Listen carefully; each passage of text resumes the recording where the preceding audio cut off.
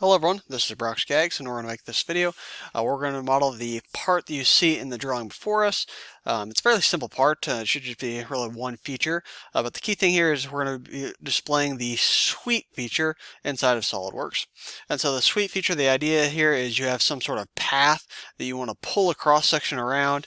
And then as that cross-section moves along the path, it's enclosing some sort of volume. And then if it's the sweep boss type of feature, then it's going to be filling that with material. There's also a sweep cut type of feature where basically that same volume would be removing any material that it finds within it. So this example is inspired by actually a small item that I've got on my desk. It's basically something to put mail in. There's two of these type shapes, and there's a base that attach between here, and basically the idea is you put your letters in your mail in there that you haven't quite gone through yet. And so with that being said, just a couple notes on the drawing. We're using the inches unit for length there, so IPS will be our unit system inside of SolidWorks. I've got a front view here where I'm calling off the dimensions for kind of the center line of this cross section that we'll be creating. And a little bit about the cross section. It's going to be a hexagon, and if you measure the distance between the flats right across the hexagon from each other, it's going to be 1/8 of an inch, 0.125 there. So with that being said, let's go ahead and hop right into SolidWorks. And first thing we'll do after getting into SolidWorks is draw this shape right here, and that'll be what we call the path of the sweep. And so I'm going to get into SolidWorks now. Switch over here. I've already got a part template started. If you look in the bottom right, we are in the IPS unit system, so that's good. And so I'm just going to click the front plane here and start a new 2D sketch on that front plane. And let's just start in the bottom left here of the part, and we'll just kind of work our way in this counterclockwise fashion. And so I'll use the right mouse gesture here to get the new line tool going. Start at the origin, and I'm just going to start working my way off to the right. And so this time I'm not going to worry about those rounded edges. It doesn't go all the way to the end. We've got something like this and something like this. All right, so that's roughly what we've got drawn here. Let's go ahead and start applying a few dimensions, then we'll worry about the fillets or radiuses later. So it's roughly a 5x3 rectangular shape. So I'll use Smart Dimension to go into Dimension tool, apply a 5-inch length there and a 3-inch length here to give us that overall rectangular shape in place. Looks like a full inch from the top line to where that virtual sharp would be happening here, which is this point here. So from the top line to that virtual sharp, place the dimension off to the side, that's 1 inch. One thing I noticed is as I pulled that up, it pulled the right-hand side up on this line segment here, and I believe that that point right here needs to be horizontal with this point here. So I've got the right point selected. I'm just going to hold Control down. I'll pick the left point up here, and then we'll come over here to the left-hand side and say, hey, let's make those horizontal, adding that nice geometric relation there. If I also look at this drawing, there's no dimension telling me otherwise, so I believe that point that we're working with here should be right in the middle of the part. So instead of applying a hard dimension of 2.5, or you could have a equation different dimension if you wanted to, I'm just going to come here, click that point, search, there we go. What I did is hover over that bottom line. I didn't click anything, and I was just searching for when it'd pick up that midpoint, which is done at this point. So now I've got the vertex here at the top, the midpoint of that line at the bottom, and I say, hey, I want those to be vertical to SolidWorks. Next thing I look at, this 0.2 here, I believe is going to be the virtual sharp of where this fillet has rounded it off. And so we'll go a Smart Dimension here. There we go, the right mouse gesture, and go 0.20. So that's looking pretty good. The only thing I don't have is, this right here. I'm just pulling whatever is blue in the sketch just to kind of test what degrees of freedom it has left. And I've got 1/8 of an inch, and that 1/8 of an inch is going to be from that point to that horizontal, or excuse me, that vertical line segment. All right, so we've applied that 1/8 of an inch in there. So that's all looking good. And now let's go ahead and put the rounds in it.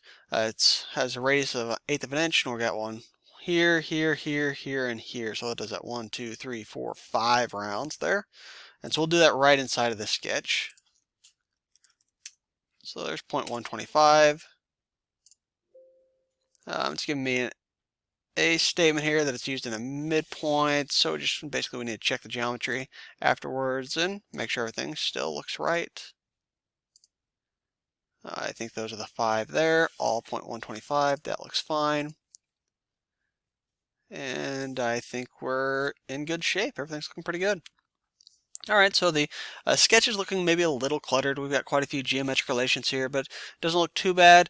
I think we've got all the dimensions off of the drawing that we need. Now just kind of checking, make sure everything looks black. Yes, in the bottom right we do see it's fully defined, so that's good at this point. So I'm going to go ahead and exit this sketch. And while I'm at it, let's just go ahead and call this, if I can rename the sketch here, there we go, the path. The way you can rename it there, just to get that to where you can rename the sketch name, is you click, you wait a moment, and then you click again, or you can always go right click and go into the properties, in that case the feature properties, and you can see down here I could also put the name in here and a description if you wanted to. Alright, so that's looking good. Now we need to define the cross section though, right? If you remember, a sweep has 2 different parts to it, right? It's got the profile and the path. We just made the path, so now it's time to make the profile. And so the profile, I typically have a profile that's going to be perpendicular to the path at some point.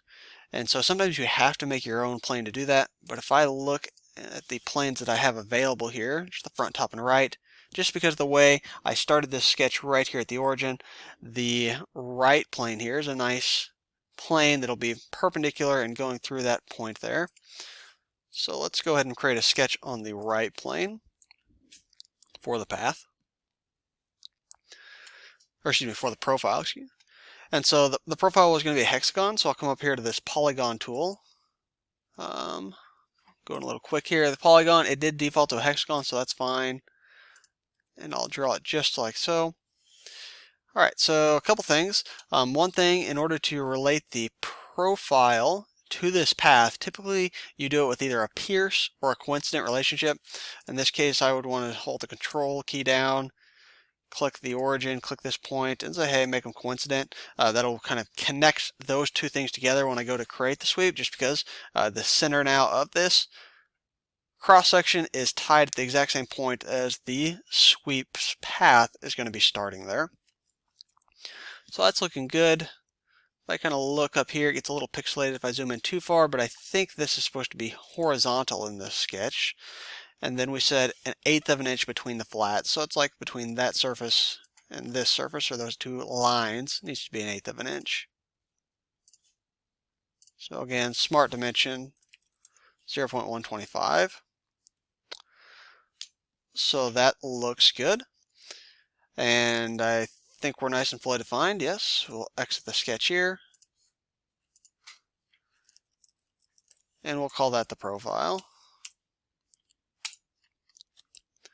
Alright, so now I've got a path and a profile. This is a little bit different than some of the other features that you may have used, such as like boss extrudes and cut extrudes. There it's one feature, it consumes one sketch. Now you're getting to a little bit more complex of a feature because now you've got a feature and it's consuming 2 sketches, a path and a profile. And actually they can consume more than that if you include things like guide curves in there, which I'll mention maybe a little bit toward the end of the video. So with that being said, all of our sketching is put in place, and now I want to come up here to the top where that swept boss and base is. And so I click the feature, and notice here it's giving me 2 spots saying, hey, I'm expecting you to use a sketch profile, so go ahead and load in your profile, and then this should be loading in for the path. You can kind of get a hint for that if you look at the icons to the left-hand side. Notice here just the circle, like the cross-section circle, is the colored version, and then here the colored version is the path. So I'm just going to go ahead and expose the feature tree structure right here. The first thing I need to pick is the profile. So I've nicely named my sketches, so I know that's that one. And then the path will be this one. There we go. So after I have it there, you can see the nice preview showing up. Got a nice closed profile, and everything's looking very good. And so I'll go ahead and accept it. And right there, relatively quickly, we've come up with this somewhat complex part. Basically, think of a wire, and I've went and bent it at certain places in order to create the geometry. So that's strictly what we have here. A couple things to look out for. One thing is I probably can get in trouble if I make that hexagon too big. And so let's see if I can illustrate that real quick. It was 1/8 of an inch here. Let's go 3/8 of an inch, 0.375. So that's very big here. Yes, there we go. I was hoping that I could generate this error for you. And so one thing this error is happening here is it's saying that the sweep operation failed to complete. That doesn't give you a whole lot of information, but basically the problem is happening here is because that size of cross-section is self-intersecting. And so what I mean by that is, notice there's not going to be a whole lot of room between the top part of the sketch here and this sketched radius here. And so when the sweep comes around here and then pulls back through here, those two volumes are going to collide with each other and self-intersect, and SolidWorks is complaining about that. And so that is one thing to watch out for, and a possible error you'll see as you start to model your own profiles and paths for the sketches. So we'll just set that back to 1/8 of an inch there and start it again. To talk about one other topic before we hop off here, another thing you could do with sweeps is make them a little more complex and vary the cross-section along the path. So in this case, we have that same hexagonal cross-section, right, no matter where I look at along the path, but sometimes that's not the case. Sometimes you want to have a certain cross-section in one spot and then vary that cross-section as you move along the path. One way to achieve that type of geometry is with these guide curves, and these guide curves can allow you to shape the geometry between different profiles that you may be trying to achieve at different points along the path. But that's a little bit more advanced than I want to include in this video. Alright, so with that being said, hopefully this video helped to introduce you to the sweep tool inside of SolidWorks. We created a little sweep kind of wire art type of part here. And hopefully this helps you in modeling similar parts in your work. Thanks for watching the video.